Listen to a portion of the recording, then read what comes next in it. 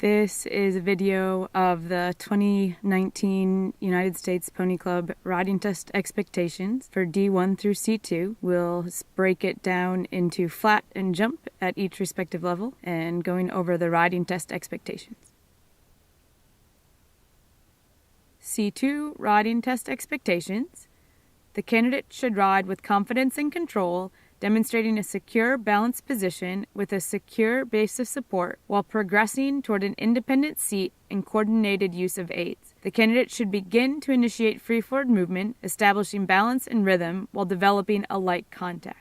A lot of the words here are similar to what we read at the C1. So at the C2, we are expecting more of them and more of the time. So again, initiating free forward movement, we want to see that more of the time. If we wanted to see it 25 to 50% of the time at C1, you could approximate it to 50 to 75% of the time at C2. And at the C3, you want to have it 90 to 100% of the time with very little times of not freely forward. Back to the C2, we added progressing toward an independent seat and coordinated use of aids. This will be evidenced by the rider being able to use an inside leg into an outside rein, more sophisticated aids, and being able to use the inside leg while not gripping with the outside leg, and same with the reins. An example or a way to think of independent seat and coordinated use of aids would be you on the ground rubbing your belly and patting your head at the same time, so that all of your aids can be used interchangeably and independent of what other aids are doing. This will also look like more sophisticated Canada parts and a more secure seat with a base of support still supporting the correct basic balance position as demonstrated since the D3. C2 riding on the flat will demonstrate and discuss the meaning of riding expectations and ride consistently demonstrating them. They'll demonstrate warm-up for flat work, including rider exercises. This is easy to overlook at the C level. We tend to not do rider exercises as we move up the level, but it should be done and discussed the importance of using rider exercises for a good warm-up at this level. The candidate will discuss their warm-up for rider and mount using terms and understanding of the training scale. Again, this can be the USEF or USDF or a jumper training scale. They will discuss warm-up schedule for 3 different activities of candidate's choice. If there are more than one candidate, they may do a couple of each. They do not need to do 3 activities per candidate, although more than one should be done per candidate to demonstrate knowledge of different warm-ups for different activities. They must work mount at walk, trot, and canter, changing directions at least twice in each gait, using coordinated aids, maintaining even rhythm, balance, impulsion, and smooth transitions. While we don't count how many times they change direction, the expectation is that they are evenly warming up both sides and moving between directions so that the horse is adequately warmed up and using lots of transitions to properly warm their horse up. Movements include 15 and 20 meter circles, figure eights, serpentines, and work on the center or quarter lines to develop suppleness and straightness. They must demonstrate a free walk on a long rein, returning to a walk on contact, similar to as seen in the dressage tests. They'll also need to halt squarely on center line and stand quietly for 5 seconds, again, as you would see in a dressage test in competition.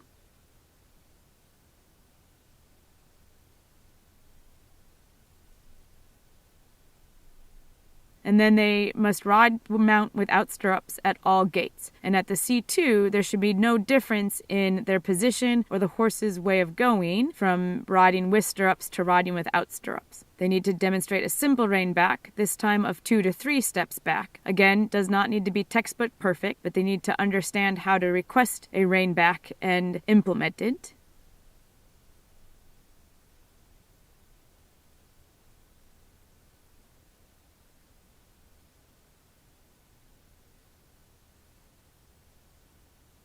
They also must discuss aids for and then demonstrate a leg yield at the walk. This is a step up from the turn on the forehand at the C1 to now demonstrating lateral movement while moving forward, and as demonstrated in a leg yield. And they will ride USEF Novice Test A. Again, for examiners and organizers, you will need to set up a dressage test for them to ride this.